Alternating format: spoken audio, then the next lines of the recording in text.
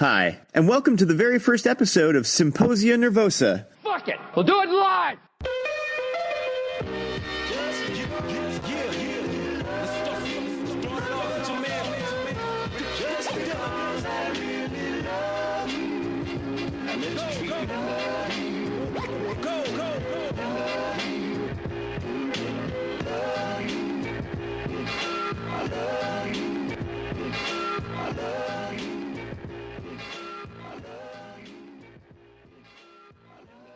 My name is Tristan, your resident seeker by day and dilettante by night. Symposia Nervosa is your fortnightly dose of considered conversation on all topics unsettling, fringy, and polarizing. Ooh. Some episodes will consist of a single extended interview with a guest expert, and some will be longer narratives with different voices and perspectives quilted in. As is the norm with pilot episodes, I would like to solicit anyone listening to feel free to reach out and disabuse me of my confidence and suggest changes to the format or just tell me anything you think I'm doing wrong. And, so let's get to it. Episode 1, The Occult. Could there be a more fraught label in the intellectual history of the West? Could you come up with a workable definition of the occult if I asked you right now? If you can, chances are you have been misled by both mainstream religion and popular culture. But the occult, or esotericism for the academic-minded, is simply a label or a group of sacred texts and rituals with origins in ancient Greece and Egypt. The three Abrahamic religions have historically executed a brilliant smear campaign against the occult canon, and we still live amongst the damage that propaganda has created. The result of this has been that occult knowledge has offered those curious minds who've dared to look for it a counter-narrative of the history of Western spirituality. And certainly the term encompasses a lot, from tarot to astrology to Kabbalah to some strands of Wicca, Satanism, and paganism. My interest in the occult came long after I thought I had abandoned religion altogether and settled into a lazy yet comfortable agnosticism. But something about the occult mindset appealed to my sensibility, and it was initially difficult to pinpoint why. Luckily for you, I try to surround myself with people who tower over me intellectually. And these connections sometimes pay off in the form of a great conversation. Ellery Beard is a PhD candidate at DePaul University in Chicago in the philosophy department and is fully immersed in esoteric thought and practice. What follows is a discussion where I try to tease out what's behind my interest. Enjoy. So one of the first things that appealed to me about occult studies and the Western esotericism was sort of the narrative of rejected knowledge, and that is sort of a category or working definition of what the occult encompasses. When I dived more heavily into it, I realized, not only is it problematic probably politically, it's also not a very useful working definition, and so as I got more into it, the things that stayed attractive to me about the occult was specifically the Hermetic notion of achieving parity with the divine through creative work, and that's to me the zenith of where I think the journey will take me. I don't know. So, what are your thoughts here? Well, at first, I would say that perhaps there are different ways that people get into the occult, and two that just strike me directly. One is, if you kind of grow up with it, and that's kind of your natural religion in a way, like your parents did it, and they taught you, not to ignore spirits and fairies and other things like that. But then there are those people who get into it through academia or through, critical theory, or almost like the Faustian approach, I would say, to this, where you're looking for secrets, hidden knowledge, something that maybe philosophy isn't giving you, or that, academic, the official channels don't allow for certain kinds of experiences and certain theories. And that's, I think, what drew me to it initially. It was the hidden aspect of it, for sure. And initially I was turned off by the philosophical aspect. Okay. And you mentioned some of why that is, like kind of simplistic, on the surface at least, simplistic theoretical frameworks, like based on outmoded, to say the least, sorts of essentialisms, cosmic opposites. It seems like there's only two kinds of relation in occult studies or in the occult itself. There's correspondence or similarity, analogy, like that kind of positive relation. And then there's the negative relation, like opposition or something. Sure. And so that is a basic framework, kind of turned me off initially. What about your experience with traditional religion? Are there parts of that maybe are still would be appealing to the same sensibility in you that, dove into occult practice? Yeah, for sure. I grew up Catholic, so I had the whole ritualized ceremony thing, but I didn't exactly like it at the time. But I had thought for a while about Eastern religion in particular. Buddhism, yoga, I never really got into one at the expense of any others, just kind of dabbling. But I think what kept me from it mainly, and I bet this is a rather common experience, is the exclusivity of a lot of religious doctrine. And this is particularly true in Western religion, not as much in Eastern, but it's definitely still there, where, and this maybe is what is a big distinction between the esoteric, occult stuff and the traditional religion, Orthodox, is that you can be a occult practitioner of various things and also have any Orthodox tradition you like, basically. Not like they would accept that, but you can be an esoteric Buddhist, you can be an esoteric Christian, you can be an esoteric Hindu, all these things fit. And you can kind of universalizing elements of it can be found and even imputed into basically any framework. I've heard some people refer to, especially chaos magicians and stuff, we'll talk about the occult as essentially like a toolbox. The grander framework that you impose on it, it means that there's no limitations on that. What do you think? Well, I think that's probably true in a sense. It can be viewed as a toolbox, and I think it is very effective to view it that way. But at the same time, I do think there's something to be said for tradition of some kind. Because it seems to me like there has to be a continuity of rules or something that a tradition provides, or a consistent mythology, or even just a consistent set of symbolism that gives some kind of power. Even if you're going to break the rules, the rules should be there at some point. So I know some people recommend, even for chaos magicians, starting with learning a traditional system of magic and getting that under your belt, because in some sense it's easy to succeed when you make all the rules, but if you're working within something that already has a set of rules and a set of traditional effects and associations, you have to learn them. You have to learn all the Kabbalistic associations, or learn the tarot. You have to learn something that is relatively more objective, strictly speaking, than solely your own rules. I'd like to speak to maybe what you were saying before about the exclusivity of the Catholic Church or the Christianity or whatever it was one of the turnoffs for you. But isn't the history of esotericism one of elite cliques of people with with secret knowledge they weren't too happy for the hoi polloi to get their hands on? Yes, that's true. This is also why I'm probably so drawn to, more than perhaps other groups, the Crowley, the law is for all. Even though the Book of the Law says, servants shall be few in secret, they shall rule the many in the known. At the same time, Crowley worked very put in a lot of effort to publicize and try to make, the law for all. So even if there is this, exclusive hiddenness, I guess I would say there may be two kinds of this. This might be a good way to think about it. There's the kind where you just don't tell people the secrets you have. And then there's the kind where if you told them, it wouldn't help because they have to be experientially discovered. And that seems to be the more reasonable idea of what the hidden truths that the occult orders are hiding.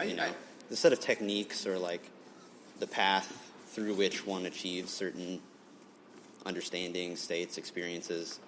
And if you just tell someone the formula, that doesn't help them. So even if you publish all your secrets, those aren't the real secrets. Those are just the externalizations or the things that have been put into language, which roughly correspond in the mind of a practitioner who knows, the technique side of it, with those truths. Sure, I think that it would be naive to sit here and not sort of recognize that those qualities, those secretive qualities of whatever institution sort of guarded these ideas, like that wasn't also political and probably culturally oppressive move at the time. Well, one thing that's interesting about the Golden Dawn is that, they are based upon a Masonic model, obviously, but unlike the Masonic model on which they're based, they did allow women members, and they had high-ranking women members as well.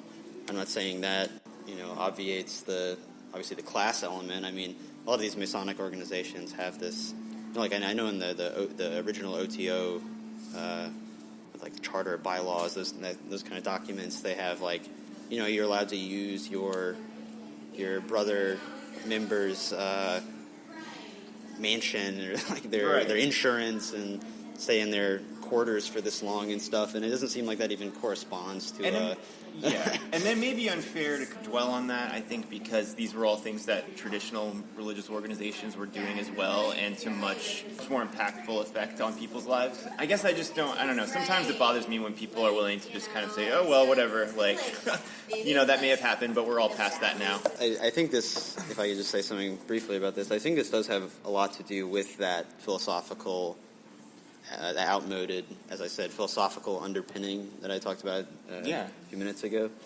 The essentialism and the opposition. When you have those two things together, you basically guarantee a right-wing interpretation. I've heard arguments that psychoanalysis is at least in part, a secularization of some of the early Neoplatonic ideas, and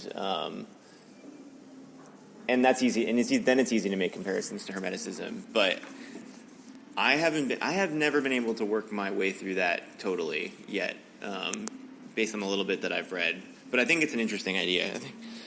Well, I'm interested in some of these, analogies between secular activities and spiritual religious ones. Because on one hand, you don't want to make too big of a distinction, because a lot of it is based on kind of the internal state or processes going on in a person, and not so much on the actual objective conditions of that, I suppose, or the objective what you're doing. You can find God in everything, basically, is I guess what I mean. Not just in a church. But at the same time, you hear this argument, especially a lot in philosophy, about art kind of taking the place of the experience of the sacred and of religion. Yes. So, religion dies, whenever you want to put the date, in large part. And then you get kind of art that takes over, these qualities of the sublime, and it kind of serves a similar function. And in the German Romantics, for example, you have the aesthetic experience is the experience of the absolute. But I don't know how far you can carry that this replacement of religion or of religious experience by art, or of this mystical experience with artistic experience. Sometimes they can come together for sure, but I think the tendency, at least in philosophy, is to interpret art in those categories as if an artistic event or artistic aesthetic experience did have this incredible power that I just don't think it has, at least in our society. You go to a museum, and do you feel oneness with the absolute or something? Do you feel the absolute disclosed to you? But does that maybe just mean that spiritual experience that we've just denigrated it? You can capture it in art, but it's just that we don't take that as seriously as we used to? That could certainly be the case. Anything about, when Rite of Spring premiered or whatever, Stravinsky, there were riots in the streets or whatever, and it's really hard to imagine something like that wasn't a political. Or just when Guns N' Roses decides to not play at the last minute. I am interested in your thoughts on politics, and do you think that, do you have to reconcile these two or sides? And if not, do they just get to be compartmentalized for you, I guess? Well, this is a very hard question because it is something that I did wrestle with for a long time, and I think I still am in some ways, in a lot of ways maybe. And primarily, initially, as I mentioned, this had to do with the philosophical underpinning of the occult, basically. So, as I said, cosmic opposites, essentialisms, those kinds of things. And the question for me is, how can you separate the experience of these sorts of things, which for me it does come down to like the potency of the experience and the power of it, just in general. How do you separate that from interpretations and imaginations, actions that you do either to produce that or just in the same practical context? So, like, you can. It's a debate whether there is such a thing as a pure experience, so to speak, or whether all this like theoretical stuff that goes around it, as well as the interpretations of the actions, like ritual actions or something, whether that inherently becomes part of the experience. And that for me is a big question, because if there is such a thing as like a pure consciousness event or a pure experience in this sense, then even if you used the most outdated essentialist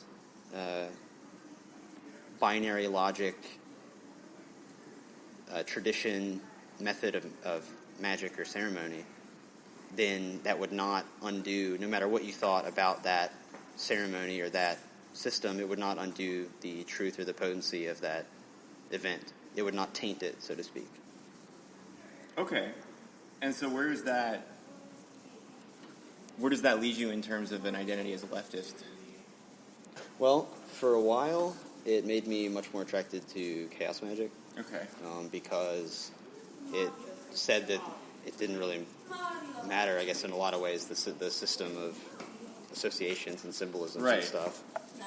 But that's also what led me to the kind of left-hand path approach for a while. Okay. And that is because, not just because, left-hand path, left-wing politics, right.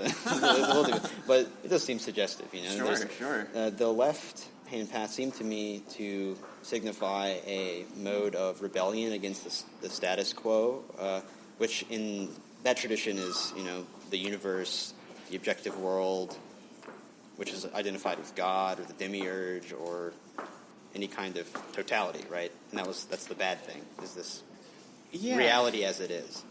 And then this is like the rebellion against that in a way.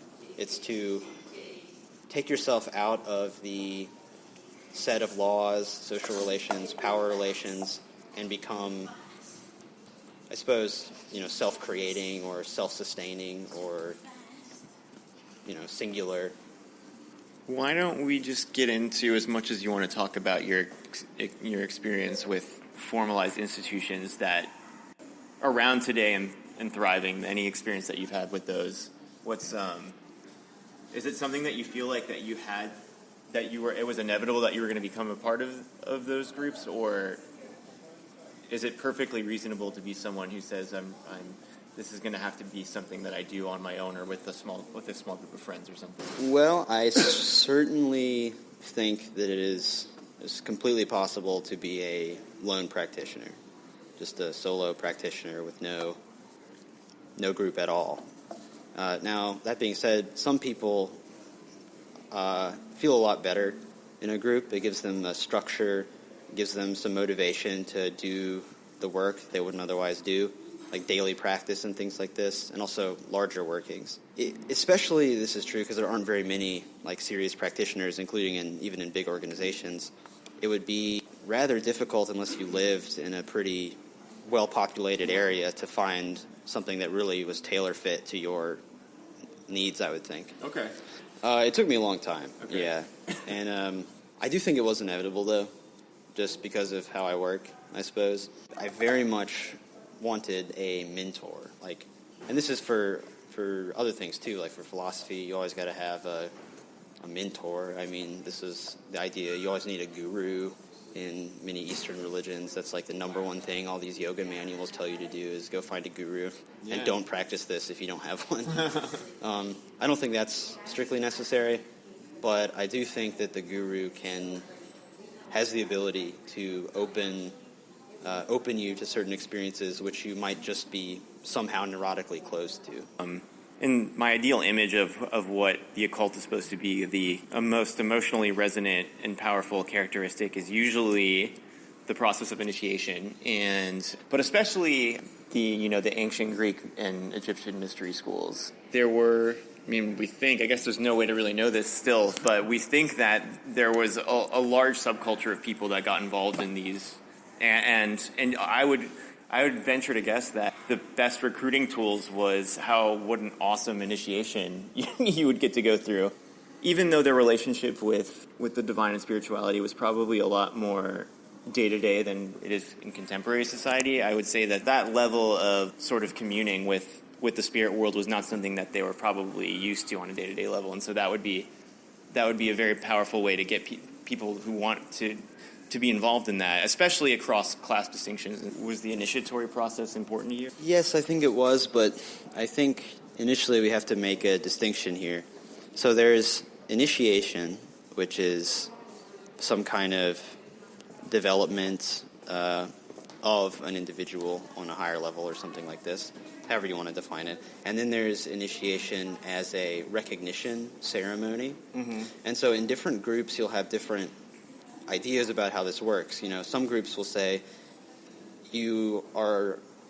once you get to, a certain degree, they just confer you that grade or that rank. And you already are that level. We're just recognizing you as being that level. And other groups have the actual initiation ceremony as the thing that really initiates you. So there's like the mystery schools, I think, had that, where, and we don't know, again, but it seems like they were on the model where the experience you had in their ceremonial context was the initiate. I feel like for me it would not be nearly as satisfying to accept recognition on the scale of 1 for me. You know what I mean?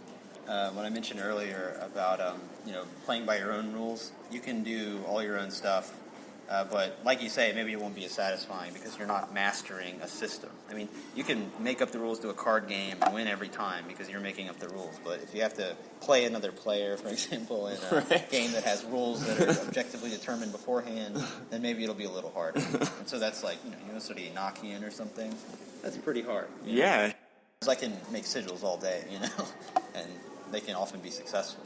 But that's not the same level of, not the technical mastery that goes into it, When I find myself sort of like seeking out conversations online or in person about esoteric subject, unless I'm talking to someone like you who has a real firm grounding in the academic study of it, there's almost always an associated conversation of the spiritual development of humanity and what occult traditions are primarily about guiding humanity as a whole towards something rather than the individual sort of seeker journey. What do you think that that's bullshit? I would say probably, yeah. Okay. I guess you could look historically and just see who the big proponents of the kind of global scale evolution are. So there's I think Theosophy has these ages. Mm-hmm. You have, obviously in Hinduism, you have certain things, but that's usually, the yugas are getting worse or whatever. But then you have someone like Sri Aurobindo, who has a kind of evolutionary view of the human and the divine, and knows it's going to get better and better, and we're going to get more and more divine kind of thing. Mm-hmm. And then even in someone like Aleister Crowley, you have the eons, but the eons are not this simplistic evolutionary thing of progress. Right. There's got to be something there, right? I mean, because this individual cosmic distinction is precisely what often gets decomposed, I guess. Absolutely. In occult practice and thought. So I think, maybe this is what I would say. I think the individual focus is the kind of perspectival entry point, perhaps, to these discussions, especially in the academic sense. If you're undergoing a regimen, undergoing some big working or something, then you might certainly feel undergoing this like these things are changing and that you're affecting perhaps the evolution of humanity or something like this. But in an external perspective, either academically, especially academically, the objective side of it, the objectively verifiable, we don't even have to talk about verification, but the objective side of it appears individual. And you can't always study things from the external point. Obviously, the occult is one of the main ones you can't. But insofar as you are, i.e. insofar as you're talking to someone who has an academic background, as you say, then they're probably going to focus on that because that's the entry point, the objective But what point. about, do you see, even if we're willing to relativize it a little bit, do you see there being a moral system as part of what you consider your own occult practice, or is that not as much of a concern as sort of just looking for some truth? So I think those, personally for me, they certainly go together. This is, again, the difference perhaps between the traditional, or a similar, an analogous relation between the traditional and the chaos perspective. So you can, the first step for a lot of systems, including yoga, including Neoplatonism, the first step is like moral purification. So this is in yoga the yama and the niyama, like the things you have to do and the things you have to abstain from doing. Two approaches. One's a traditional one, where you start with moral precepts externally given to you, and those have an objective status to them. Okay. So, they're given from God, like commandments type things, or like moral purifications in that sense. Then there is what might be considered the chaos magic approach to the same thing, which is to set rules no matter what they are, and it's the carrying out of the rules and being strict about the rules that gets you the results. It might be the case that, not eating meat and not drinking and waking up at dawn every day works, but it might just be not because of the objective truth of doing those particular things, but just because you're doing something to that degree. So I could say, I'm never going to say the word Just what you would I. call maybe like, say, a legalistic approach or something. Right. But you can even give the rules to yourself and make them as hard, as stringent as you want for even more results. Like the asceticism. Okay, thing. yeah, It's yeah, like a relativistic approach to asceticism. Right. I think you're onto something. So initially, as I assume a lot of people do, I took the relativistic, kind of self-given way of doing this.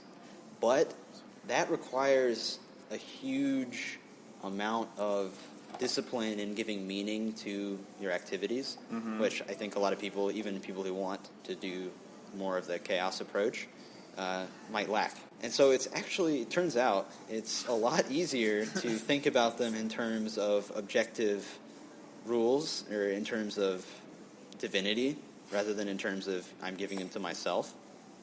And this is similar, I think, to this difference of the chaos magician who makes their own rules, and they're not going to probably be as strong as those which are given by the gods. I mean, if you think these rules, these ceremonies, these effects are relating to objective things, even just from a chaos perspective, it seems like that's going to give you a bigger bang for your buck, I guess. I think I am taking a kind of higher order chaos approach, though. Okay. And this could be ascribed to Crowley as well. Okay. I think. And that is, he says, don't take any of these things too seriously, especially the first time you experience or do something. Don't ascribe to it the significance that you think it has. And you can read those kinds of injunctions from him as being almost like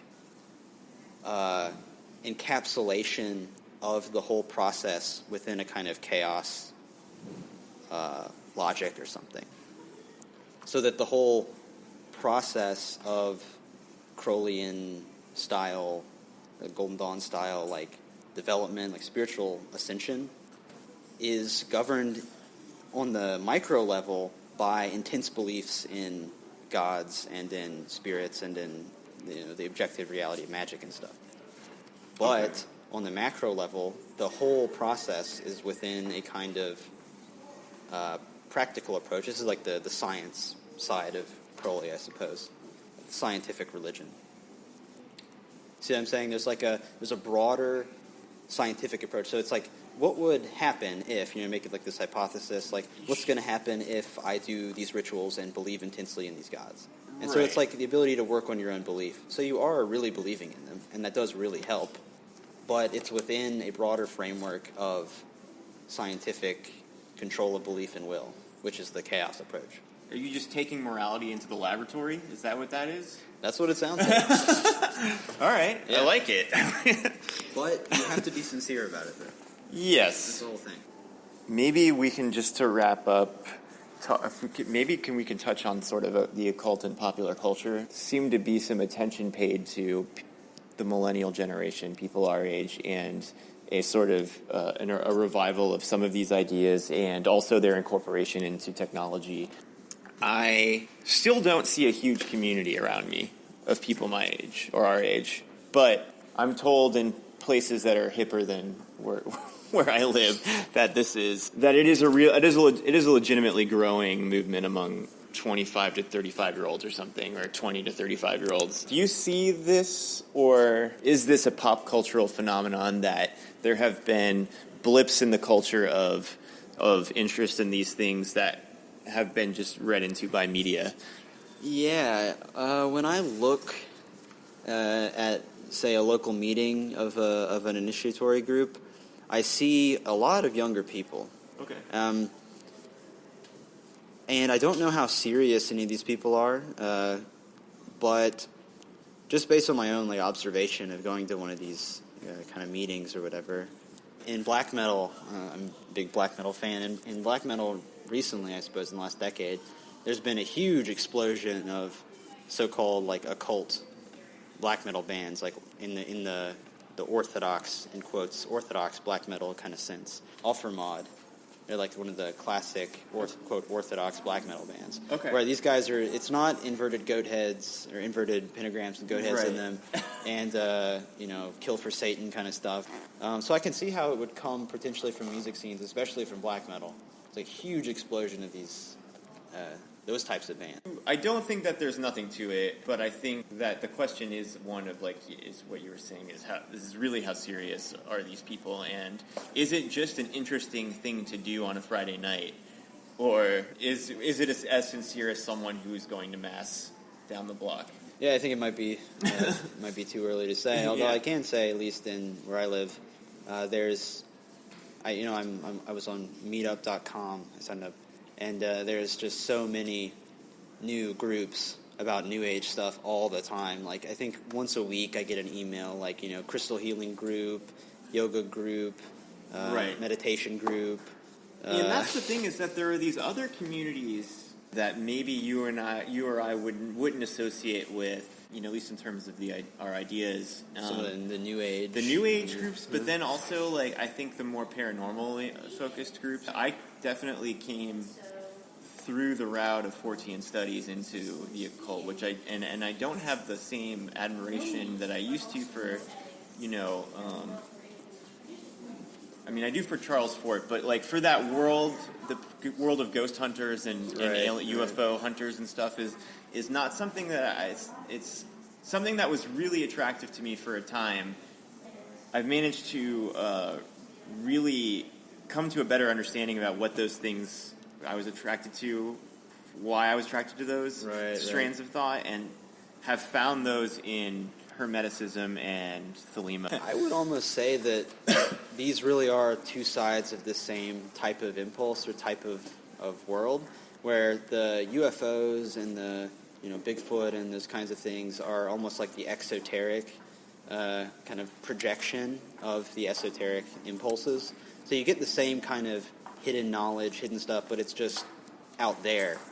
It's UFOs out there instead of spiritual or mystical stirrings inside of me. Aliens are just, going out is going in. I think if you read a series of alien abduction narratives, it's going to strike you as if the words were changed, if the labels were changed, that John Dee could have written. I've heard some theories that aliens are spirits in this way, and that this has something to do with electromagnetic fields, and so kind of a connection of the spirit, old school evocation, spirit summoning type stuff, with extraterrestrial, like Yeah, alien no, I mean, type there's- sci-fi, electricity. There is I would say that outside of what we think of as the conventional sort of science-minded UFO hunters that try to document evidence about that stuff, that the next strongest strand within that world, and this, you know, this is a movement that definitely at least goes back to the 40s, is the contactee movement. And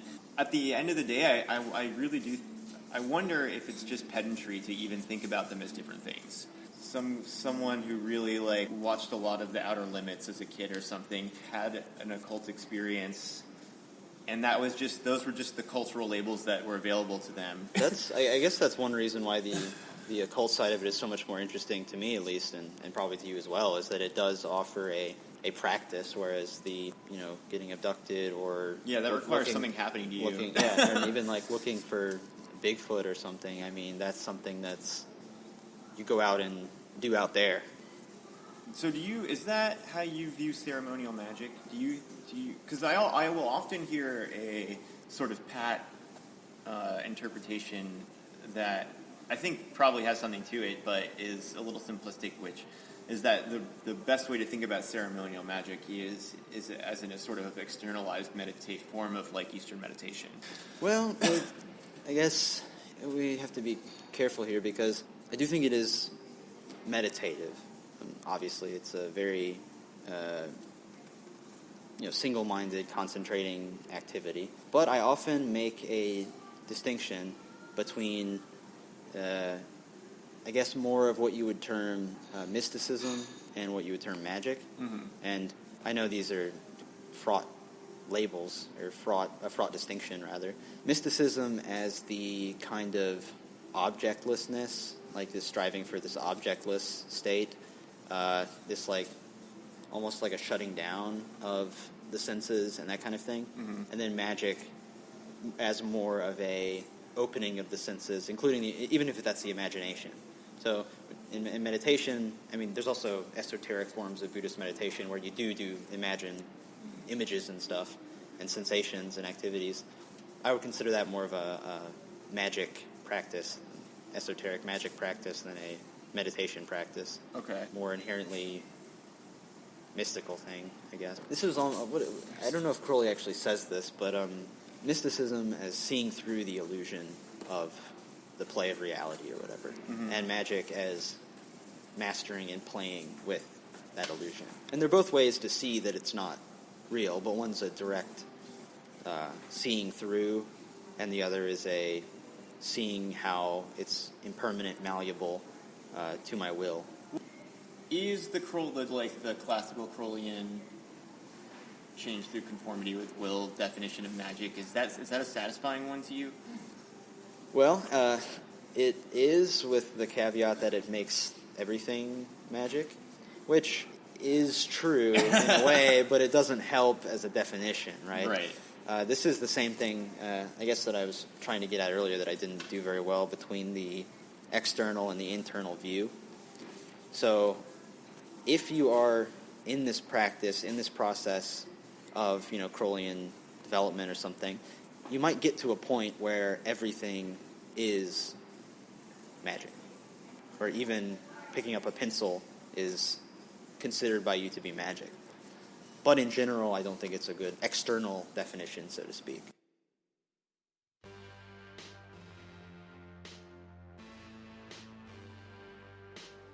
Well, that's it for episode 1, guys. Until next time, let me know what you think.